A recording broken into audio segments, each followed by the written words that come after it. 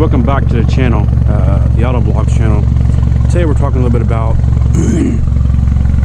my Veloster. You've seen the other videos. I've had it for a little while now. As you can hear, it is running. This is going to be my little opinion on the vehicle. A little quirky little 3-door. You got well, it's locked, but on that side. 2 doors on this side, 1 door on the other. Turbo model, you can see there. As you can hear it running, so.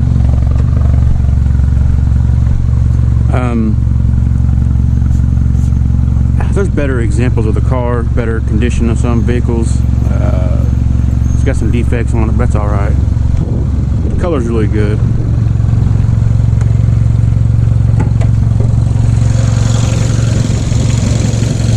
I don't have this part fastened down, but still work in progress on that. Little 1.6 liter turbo. Turbo's hidden back in there.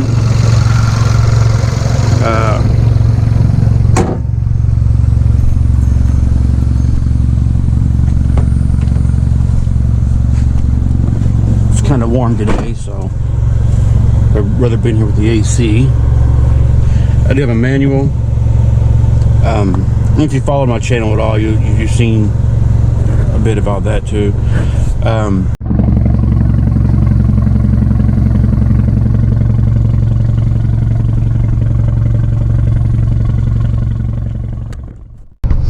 All right, so here we're going to do a little bit of acceleration pull. I'm just going to roll into first gear, do a first and second gear pull. I'm not sure how well you can see the clusters there, but yeah, so I didn't get to, so a lot of the first part of this video was scrapped because of the view. They didn't have it angled right.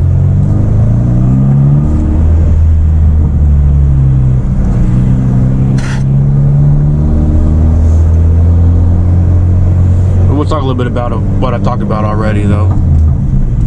I'm in second gear here.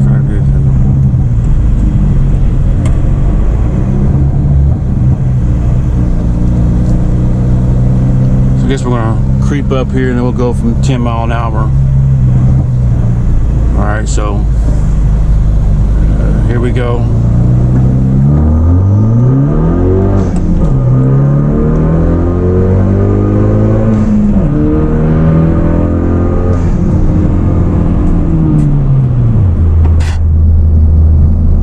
That was from 10 up to, it's probably in the third gear too, just so I go ahead and hit that 60 mile an hour mark.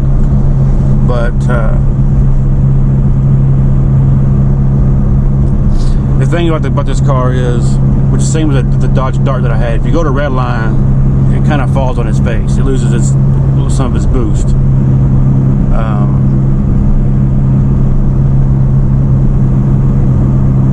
But it feels really strong. I know you can't experience it from just with a little bit of that pulling there. You can't experience it for yourself, but the pull is pretty strong, even for a 1.6 liter. But like even when you shift gears in the next gear, you don't really have that much lag before the boost hits again. You can feel it really strong. So, and that's my experience with it anyway. So. Now, one thing I was talking about a while ago was gas mileage. I don't do that kind of stuff very often. And the car I came from was a 2014 V6 Camaro. It was the RS trim. If you watch my channel, you already know that much. That car, I would average 27 miles per gallon. This car, I only average 22, sorry. So there's about a 5 mile per gallon difference, which is not a very big deal. Now I know this car was never intended to be Hyundai's economy version of the Veloster. That's be the normal Veloster. This one being the turbo. When this car was made, the turbo was in fact the performance variant of the Veloster. Nowadays, the Veloster N is the max performance variant, but you know, this one was in its time the performance variant. Now, and at only 2,800 pounds, 29 maybe, depending on your options. They do have the sunroof, so it might be a little higher than just 28. But at that weight, you know, 2,900 pounds, 200 horsepower goes a long way. Now, this car's not stock. I'm not sure what all's done to it, but it is straight pipe. Whether that helps or not, I don't really know. It's got from the where the downpipe is back, or where the downpipe would be back, it's straight pipe. It does have a catalytic converter. And the only other modification that I know of, the only other performance modification I know of is it has a hot side pipe modification for the intercooler, which smooths out the baffles, makes it a smooth flow from there. So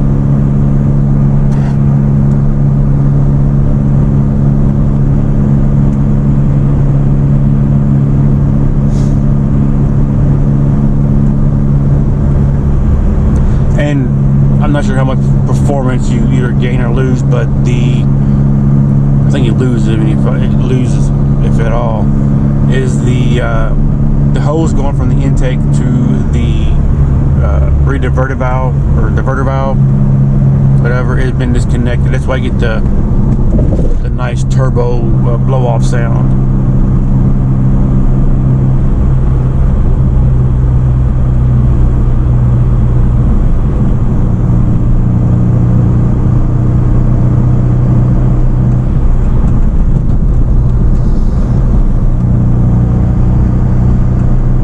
If you want to see some 0 to 60 with a car, I had videos already. I will link them. I'll put them in the description so you can check them out.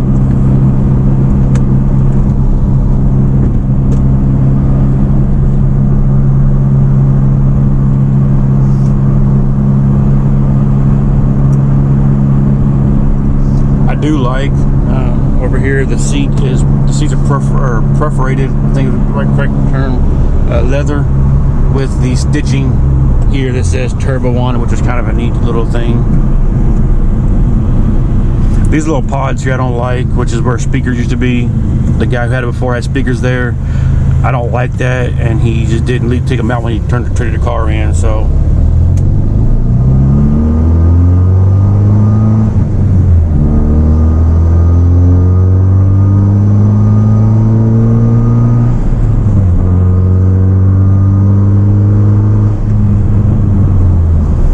the car is quite loud, especially for a little 4-cylinder that it is, and it's a rather small 4-cylinder at that.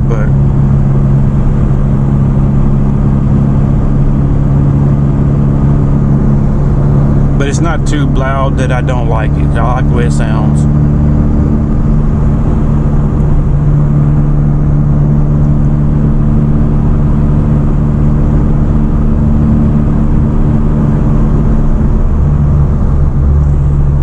The AC works good, the navigation works, heater works decent too. I'd use it last winter.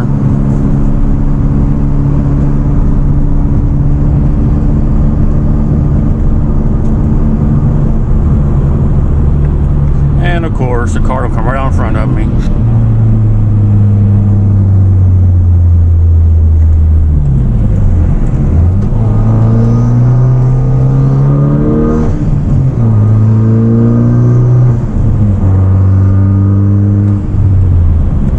It does sound pretty mean when you get on it sometimes.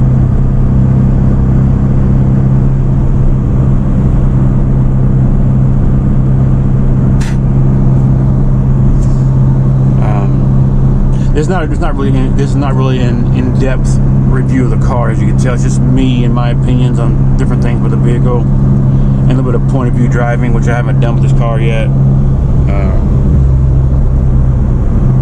Might do more down the line if it's perceived well enough, you know. But yeah, so I'm got at my destination. So I say go ahead and if you liked the video, like it. If you didn't, dislike it. Leave in the comments below something to talk about, whether your opinion on this car, you know, different things. Let's have a discussion to go on there, you know. If you're new to the channel, go ahead and subscribe. Hit that bell icon so you'll be notified when I release new videos. I want to start putting more content up about cars, in my car in particular. So yeah, I hope you enjoyed this video. If you did, well, come back to see another one. Until next time, have a blessed day.